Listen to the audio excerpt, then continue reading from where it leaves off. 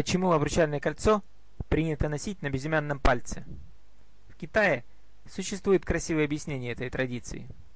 Согласно представлениям древних китайцев, большой палец символизирует наших родителей, указательный палец символизирует наших братьев и сестер, средний палец символизирует нас самих, безымянный – наших мужей и жен, и, наконец, мизинец символизирует наших детей.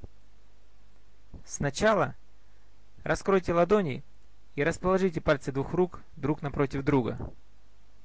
Затем согните средние пальцы и соедините их тыльными сторонами, а остальные пальцы соедините их окончаниями.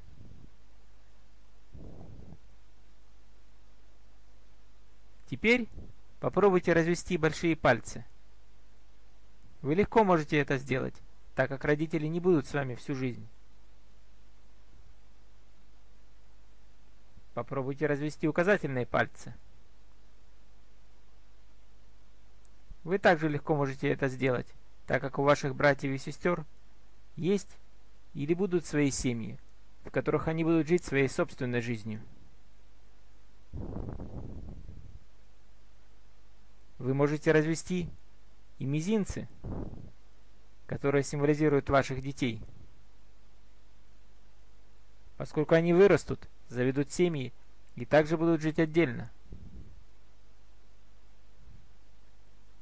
Наконец, попробуйте развести безымянные пальцы, символизирующие вашего супруга. Удивительно, но вы не можете развести эти пальцы, поскольку супругам суждено быть вместе всю их жизнь в горе и в радости. Попробуйте.